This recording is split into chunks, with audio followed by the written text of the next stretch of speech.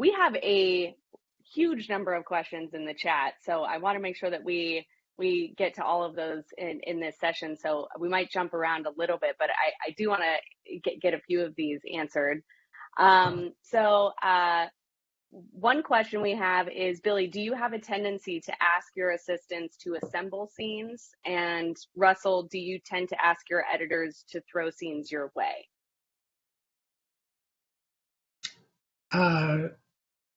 I'll go first. Yeah. I don't necessarily ask them unless I'm really in a pinch. It's nothing that I normally do, but I also don't mind if my first wants to cut a scene or can be helpful. So it's not, I have nothing against it, but I don't oftentimes do it. Okay.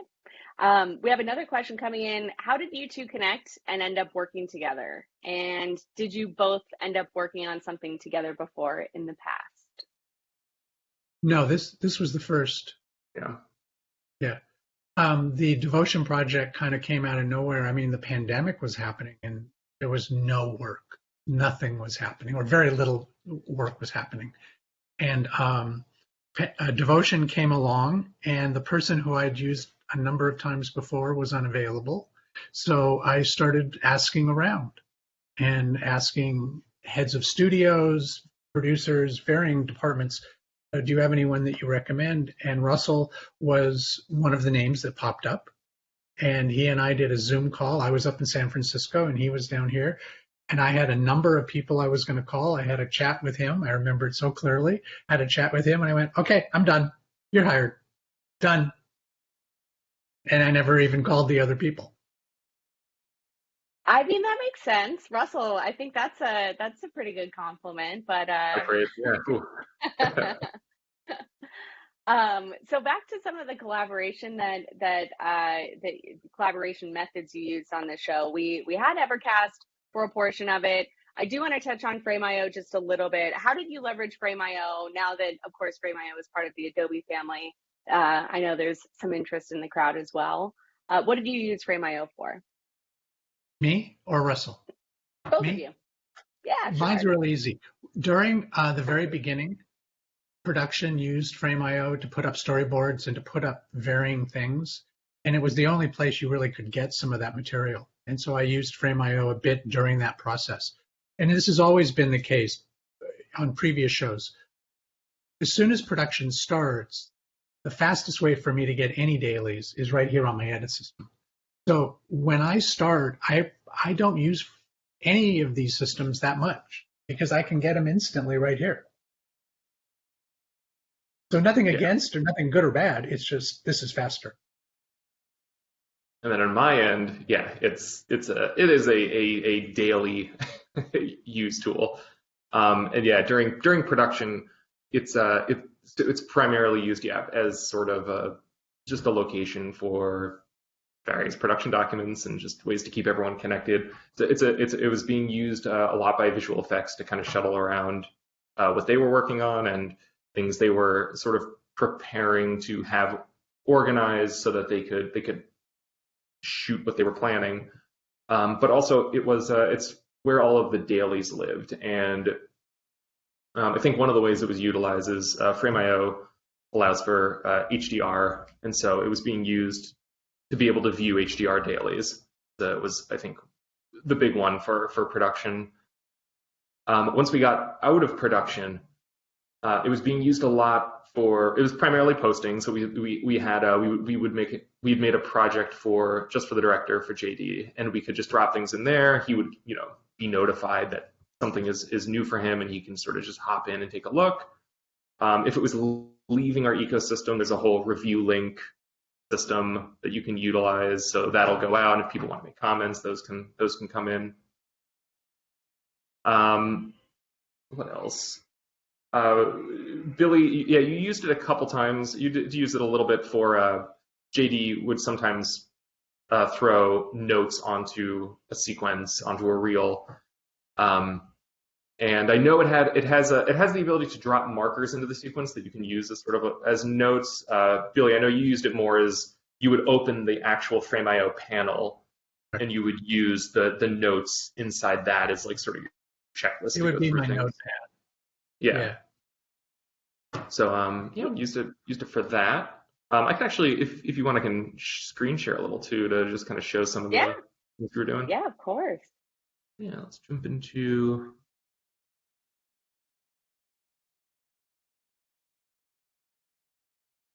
Got it from here. Yeah, so one of the ways, and this actually, you know, to go back actually to production, something where this came very, very handy was our second assist was on location and was dealing a lot with really, really, really long string outs of aerial footage because, you know, they would just go up and the cameras would roll and there would, as Billy was saying, there'd be 6 cameras and it would just be going. And we'd come back with clips that were, you know, an hour long. And so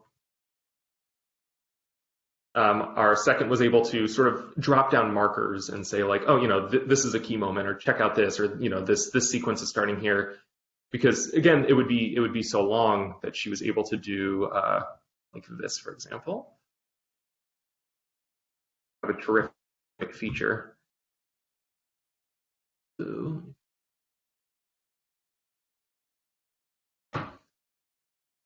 okay, so basically what that's doing is I had a sequence and we're posting that sequence, and once that sequence goes up onto Frame.io, it's gonna have all of the markers that were laid down in the sequence already and available, which was different than a lot of other similar applications because you would normally have to upload and then go in and add the markers yourself.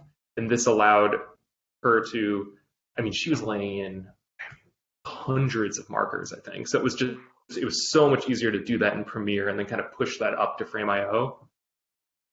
But yeah, so you can see like those now, they show up as markers down here, or as notes. But yeah, so that was, I think, during production, that was one of the biggest utilized things.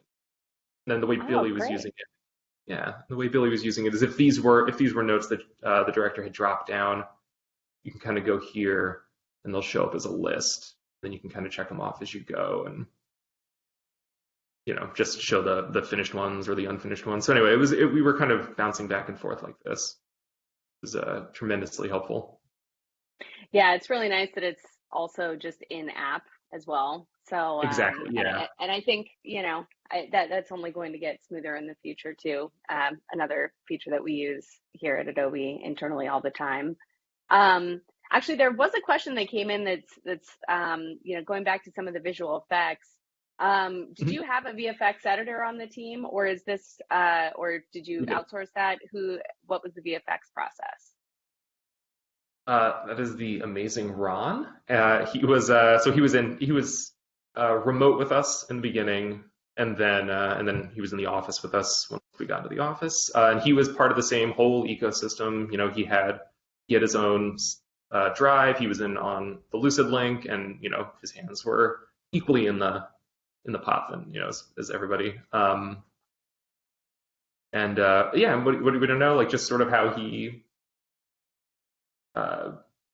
we sort of went through his visual effects and. Yeah. And was he using After Effects? Yeah. Oh yeah, no, he was using. He would do some temp work for us, or temp comps for us. He was, as Billy mentioned, there were 1,000 shots, and so a lot of what he was doing was receiving shots, dropping them in, and then passing them over to Billy, and then they'd come back, and he was keeping this sort of the clerical side of all the visual effects shots. His job is pretty daunting in that he almost is possessing two worlds. In that earlier on in editorial, he is doing temp comps for us and helping the edit and working along this way, and the visual effects is not really starting or barely starting. And then at a certain point, he still has to do that, and that's a lot of work. But he is the conduit to making it possible that the plates that are needed for the visual effects company that's going to be doing the real visual effects, he gets the plates to them. And sometimes it's multiple plates. It's somewhat complicated with handles. and then they do their effect, and then it comes back in, and then he cuts it into the cut. So there's this two-world situation that he's doing that's a lot of work, particularly when you've got 1,000, or in that case, 10,000 clips coming in and out. Yeah, he's going all the time. Yeah. Just out of curiosity, who did your visual effects? Who was the visual effects house on Devotion? Can we say? DNEG. Oh, DNEG. Okay. Mm-hmm. So we have another technical question. Do you calibrate your monitors to each other? And what's your process for calibrating color or tone? We probably spend more time calibrating our sound than we do calibrating our picture. We very much work in the pretense that this isn't real. I mean, we want it to look nice, but we're not color correcting for the final visual effects or temp. We want them to look nice, but it's not that I don't want to say it's not that important, but it's just not the highest of priorities. On a sound level, that's different. We want to make sure that if you go into my room, or you go into Russell's room, or you go into Zoe's room, or you go into our screening room, they all pretty much sound the same. So the dialogue sounds the same compared to music and effects, that it's all somewhat calibrated. And that's a lot of work. And we were always tweaking it, and it was a constant thing. Picture-wise, not so much. Yeah, we had once we were in the office, we had the client screens, and the client screens were the ones that we would make sure were calibrated. We had somebody kind of pop in, maybe probably. Yeah, I mean, they would look at it, and yeah, if I look at this image and I look at that on that monitor and I look at on that monitor, they all look nice. They're fine. Yeah. So there's a second part to this question. Okay. Do you use the basic Lumetri Scopes to judge exposure, or do you not worry about the amount of light in the frames as you cut? Or is there any reason that you guys jump into the Lumetri panel at all for minor tweaks or adjustments? I think minor tweaks and adjustments is only if the sun came out in the middle and it doesn't match the other coverage, or something radical. But no, we don't really do virtually any color correction on our side. It's all done in the DI. And then the colorist will send us color corrected stems, which I could show you in a minute. There was actually one, you did remind me, I feel like there was one interesting use for the Lumetri, was once we were getting visual effects, and when we're getting visual effects and we're also sort of in the grading process, it's hard to always sort of be totally up to date where the visual effects have not received the grade. The grade hasn't been updated in a way that is reflected in visual effects, and so we'll be dropping in shots. And once we started getting graded footage, there can be a mismatch, and sometimes it can be extreme enough that it's distracting. And we were utilizing the color match. Yeah, so we would use that to kind of get the visual effects back into a not so poppy, distracting. Because sometimes we would have a cut. The colorist had already graded a given scene, and I went in and decided to add another shot of Russell. Well, this was back to camera negative, uncolor corrected, raw dailies. And then we would cut in the shot, and the shot was great, but the colors were completely different, totally different. So then we would use Lumetri to bring us into the ballpark, and then I would use the match to fine tune it and tweak it so that it was pretty seamless. Okay. We do have another slightly technical question. Billy, how do you like to audition different line readings and takes in Premiere Pro? Do you create select sequences, or do you use a different method? And Russell, how do you assist with that? Wow. There was a day where I would spend a redonkulous amount of time doing line cuts for every line reading of every line, for every performance, and I'd have the whole scene broken out, and it would take forever. And I started to realize that it's really wasting time. So I don't really do that anymore. I do it if there's a specific, and let's say JD asks, can you do a string out of this one line? And that definitely comes up from time to time, but not a lot. So basically, I don't go through the process of doing a sequence with all of the line readings together. When I'm doing my first cut, I just look for the performance I want and just cut it in. Because what happens is it's not until you've actually got a cut of a scene when you really know what you're looking for. Just to look at it naked, sometimes it's hard to really determine that you like that line or not. So I try to find the best line I can get. I put it in, I get a whole scene cut, and then I go back to the top. And then I start really looking at the individual takes to say, do I really have the best line here? And then I go to the next one, and I go to the next one. So it's made my process a lot more efficient. Makes sense. Well, on that note, there's actually a second question that's semi-related.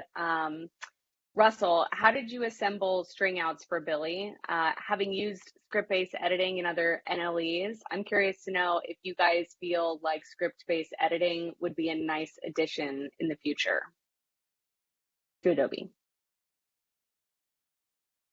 Yeah, so ours, as this kind of goes back to kind of what Billy was saying, the string outs you would get were the take. It was just every take, beginning to end, really nothing trimmed, and then he would kind of scrub through and find things. And then outside of that, yeah, occasionally things would get kicked over. It's like, can we get this? Can we get all of these lines? All of these lines. I have worked in the past where we do very, very extensive line breakdowns. And there are definitely tools that, yeah, would be cool to introduce that with script-based editing, I think. But yeah, for this one, it wasn't as, I don't think we would have ended up utilizing it all that much. Okay, fair enough. I've never used script sync in Avid. I'm almost afraid to because I think I might like it, but yeah. I've never used it. Yeah, it is definitely useful for sure. Yeah. I mean, I think, the potential of speech to text does, introduce some new fun possibilities on our side around that. But yeah, it's definitely a workflow that we've heard some like. I think it's more of a preference, really. There's another question about how often your workflow might change in accordance to the director or post supervisor you're working with. So across, the course of your career, are you noticing wide shifts from certain types of editorial workflows, or is it pretty consistent, would you say? Largely, no. I guess the pandemic throws a wrench in the mix a little bit. No, not really. I mean, in terms of post supervisor, no. In terms of director, maybe a little. Directors have different ticks that they like. So yeah, maybe a little, but not a lot. Yeah, I mean, I guess I could see that. Yeah, like you were saying before, it's like if JD was frequently asking for something like line breakdown, then we'd have to redesign a little bit to make that, because it's so time consuming, it would need to be integrated in a little bit more of an efficient way. So right. Yeah, I can see those things sort of disrupting or causing a little bit of a realignment of how the whole thing's designed. There are directors out there, and I've worked with a couple that, as the saying goes, anguish every line, and it becomes this big deal, and it's like, oh my God, serious? Get a life. Fortunately, I don't work with a lot of directors like that. I pick the takes I like, and I'm happy with the cut. And when the director looks at it, of course the director comes through with a couple of line readings that they prefer. It happens, but not a lot. But that depends on the director. And I know that some directors, that's how they roll. I think too with the post supervisor thing, I guess. Yeah, post supervisor. Yeah, like how that could affect things. I guess because I know sometimes they're the ones dealing with other departments like visual effects and mix, and they might introduce things where they need certain things to be able to bid, and so they might need access to certain they need access to the cut in a certain way or an awareness of what shots are being used. So I can imagine that also could influence. But for the most part, we're kind of in control of the whole the whole flow of things. Right. Well, in that vein, speaking of directors, there's also another question. When you're hopping on a new movie or project, what type of stuff do you look for in the script? Is there a checklist in your head of things that of certain elements that need to be just right in order for you to take on that role? Is there something specific you look You're for? saying when we're initially reading the script that determines if I'm going to do it? Yes. I've read so many scripts that are, this is great, this is great, this is great, and it falls off a cliff. And so I pass on it. An editor and an editorial department is on a film for so long that you really have to love the project. You have to feel this is something that speaks to me, because, and the few times I took the film for the wrong reason, it becomes a struggle. So you read it and it's like, oh my God, this is great. I love it. Even if it's not perfect, you go, the bones are great. And there's some areas that maybe it's a little overwritten or it's a little long or needs to get developed just a hair more. But no, it's all based on that first reading. Actually, this is a question from me. Have you ever passed on a script that you've later regretted? Sure. Yeah. Yeah? Yeah. Why did you regret it? I think primarily because it turned out to be a really strong film. And I really liked it, and I went, damn. So, yeah. There's always got to be one that gets away. It has happened. Okay. All right. Let's see. Man, we've got loads of questions. I'm going to try to get to all of them. Let's see. Tell me if you want to see my timeline. Boy, that's a lead. Yeah. Why don't we take a look at your timeline? And while you're pulling that up, there is a question for red workflow questions. So R3Ds. How do you handle playback and exports? But I think based on the fact that, Russell, you mentioned y'all were working with ProRes, I imagine that probably wasn't a huge issue for you, but was that the case? Yeah, no, we were working, we were just in ProRes, so we luckily didn't have to deal with the headache of, having direct access to the red footage. And for most cases, I don't think I could ever suggest someone working with the source material. Unless it's a rare, fast 2-day turnaround kind of thing, because at that point it's like you need these massive drives, and then God forbid we have to work remote, then everybody needs this kind of access. As opposed to what's amazing now is I can give Billy a little shuttle drive, and he can go off to wherever he needs to go, and he can jam and work and not feel bogged down by the requirements of heavy media. Well, along those lines, there is a rule that I adopted a number of years ago, and it's basically this: I do not add any media of any type ever to the show. All media goes through Russell, period. And I don't care, well, certainly dailies, but if a piece of music comes in, or if I download a file from the internet or a still or whatever, I do not bring it into the system. I put it in a folder and go, Russell, suck this in. Because the system is so complicated, or our structure is so complicated, the last thing you want is all of a sudden something's offline and something's they can't find it, and I eliminate that whole thing. Exactly. So I eliminate that whole problem, and by Russell is in charge of every frame, or Zoe, our second assistant, and in terms of Ron for visual effects. But Russell is the god of all media. And by doing that, it has eliminated all problems. Now, there is an exception, and that would be like on the weekend, if I'm editing at home and I'm just editing and Russell's not even around. if I do bring in something, I put it on a folder on the desktop. And then Monday morning I go, Russell, here's some new stuff on the desktop. Bring that We into the actually, system. And he goes, for great. that, actually, that was what we were using Lucid for. Remember Yeah, too? You were, that's yeah, right. basically just, if it was just something he's like, I don't want to think about this, you just throw it into Lucid, and it was like, at the very least, we've all got it. It's, Yeah. it needs to be reorganized and cleaned up and all that, but at the very least, you never see the dreaded red offline media. Yes, exactly. Yeah. Yeah, the other pro tip I would throw out as a former Red employee and Red user myself, at least in my experience, taking it down to like an 1/8 or a 16th of the resolution, if you have to work with our 3D files, is usually the better route to go. And I would also just be mindful of the overall codec you're exporting to make sure that it's optimum.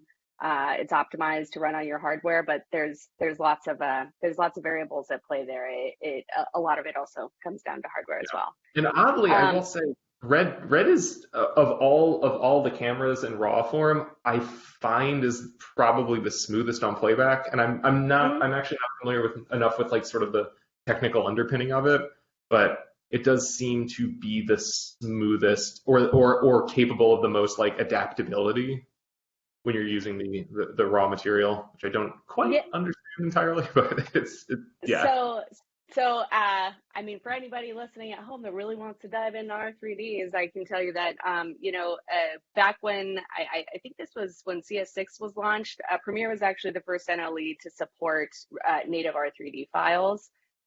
So there's really, really solid support in Premiere for, all of that source metadata, and then for playback. That's also been something that Premiere has been supporting for years. But actually, Premiere actually does support almost all of the major RAW files. It's just we don't see a ton of folks that are actually cutting feature films in RAW. It's a much smoother experience to just use dailies, at least in my experience.